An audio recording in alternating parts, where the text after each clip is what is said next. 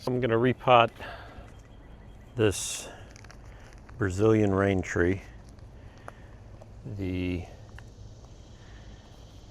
Everything's starting to droop, and it's been watered, so it tells me it's pot bound, root bound rather. Maybe the same thing, who knows. So I've had a lot of problems with pests on the new growth, and that's probably another sign that the tree is a little stressed. So usually these things just pop out. Yeah, there you go. So quite root bound. First thing I'm going to do is just kind of try to break up the roots around the edges.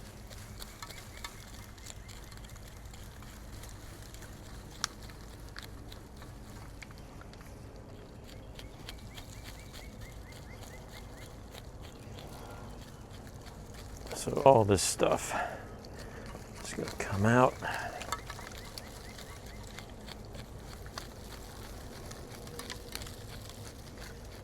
And I've found that you can be fairly aggressive with most plants. They're pretty resilient. And my rule of thumb is if you trim a bunch of the roots, you also trim the canopy so that there's less for the tree to have to try to support as it's growing back, the roots. Now the soil mix that I use is a product called Turfus, or I think it's called Turfus. I'll get it out in a minute here.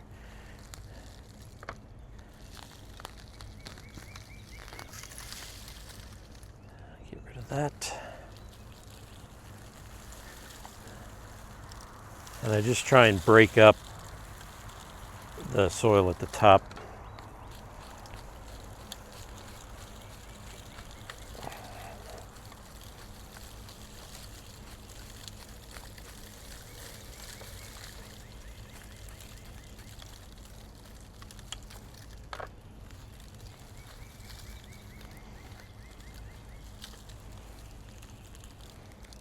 And I think that's going to be good for now.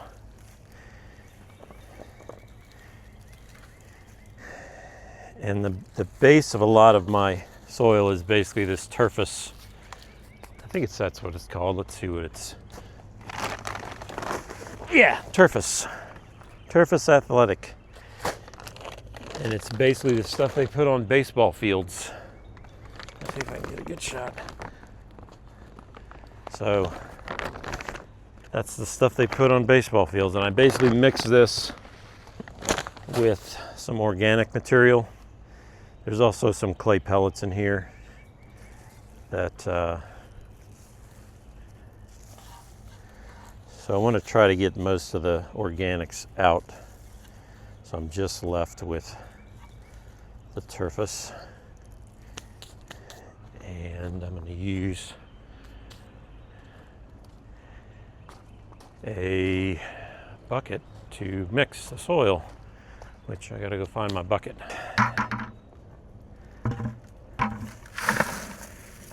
So that clay is pretty inorganic, and so you can reuse it, or at least I do. Some people would start completely from scratch, but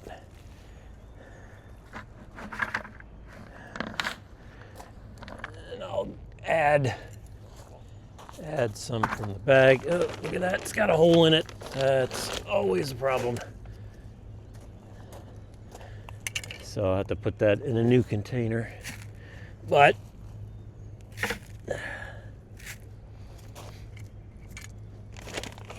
so that's the problem with storing.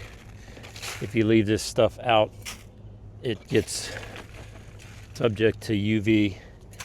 UV breaks down your plastic, and now your bag just starts splitting into nothing.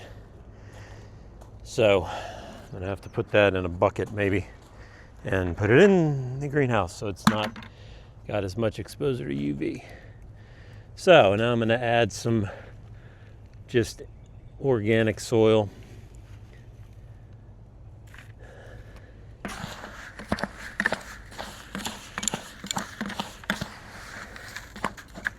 And there's no, I don't really have a good ratio. And it's different every time. Just kind of go by looks.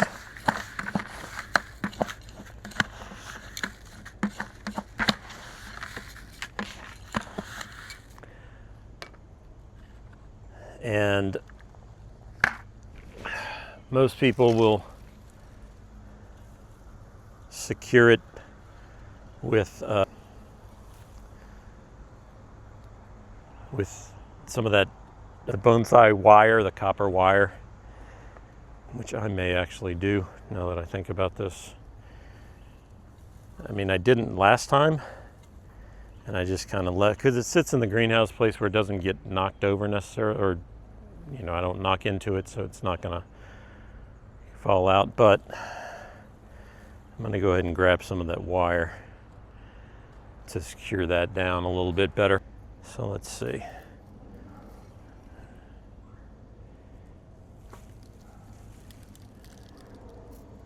Before I do that, I'm gonna go ahead and wet this root ball so it doesn't stress the plant too much. And let's see. I'm just gonna go use the one hole to hold it down and just come around the outside of the pot. Again, not the way that the masters would do it, shall we say.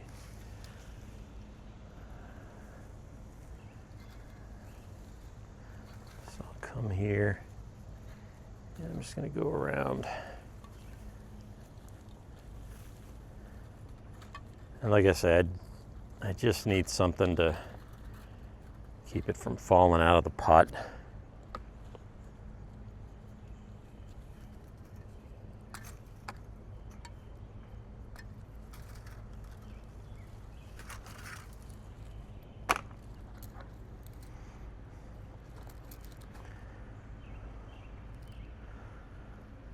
I'm very stingy with my wire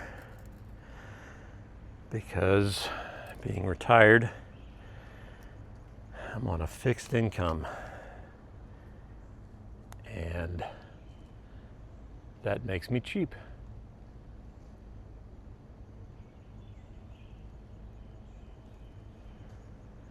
All right, now I've got it in place. I'm going to go ahead and trim, just trim some of this, these extra leaves, new growth.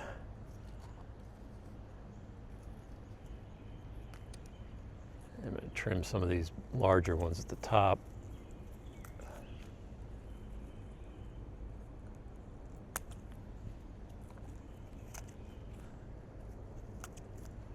Trim them back.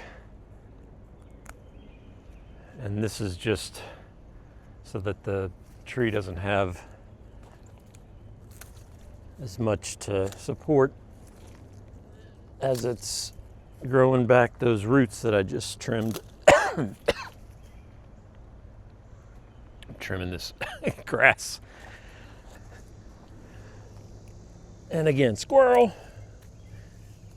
How much can I get distracted while doing one thing?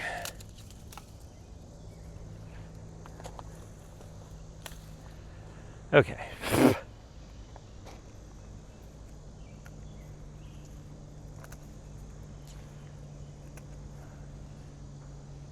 No real rhyme and reason to this. You just, you know, I'm trying to keep the general shape.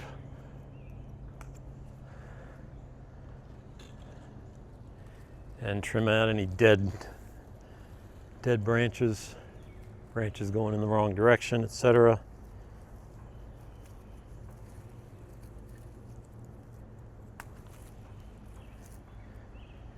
Trim some of these internals.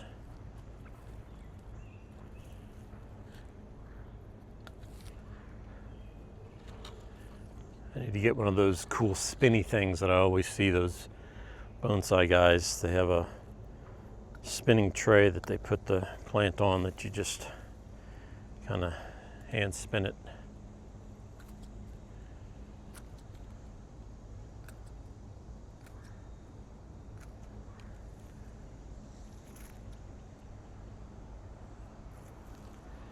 I'm seeing some mealybugs on here already.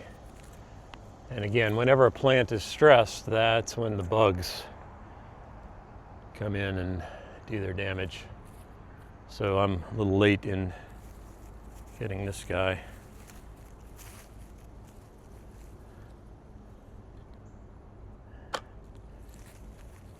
I probably should add some wire to move this branch where I want it to go. I might do that later. But let me get this in here potted so that it's not, doesn't keep falling over.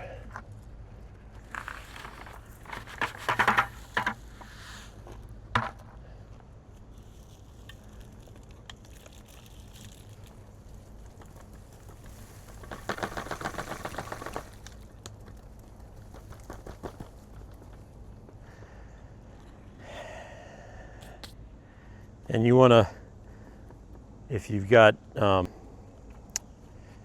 like any kind of sharp tool, you basically just want to make sure the soil gets into those pockets.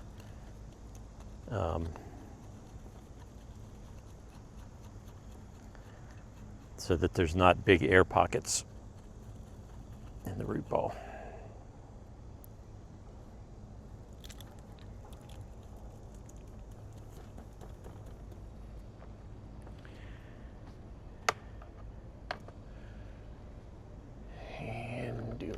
Trimming.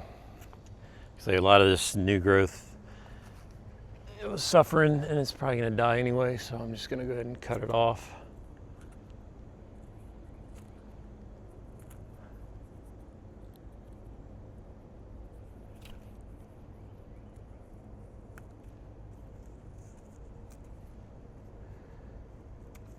Now, if you are a bonsai expert and you look at what I'm doing and say, this guy doesn't know what the hell he's doing, you're probably right. However, I've got a decent amount of success. No, it's not going to win any shows, win any awards, but they seem to do well with my methods.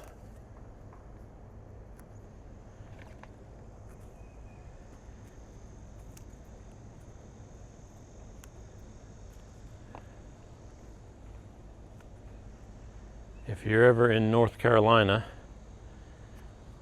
in the mountains near Asheville, the North Carolina Arboretum has a wonderful bonsai display from, I think it's April through the rest of the year. They bring them in the winter because most of them are, well, I say most. It's odd because a lot of them are deciduous, but I guess you don't want them out exposed to the elements. You want them exposed to the elements. Like if it's a deciduous tree, it needs that cooling period, but they probably have a place where it's a little more protected from the extreme colds, which could damage the tree. So that's why they keep them out from on display from the winter through, like I said, I believe it's April. So check before you go to make sure they're actually out.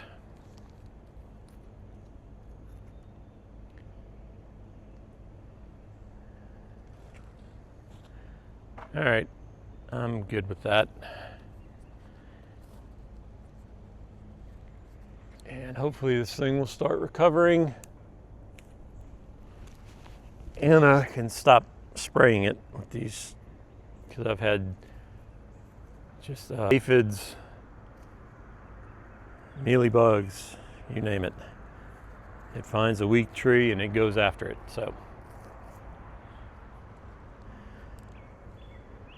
Thanks for watching, and I will see you next time.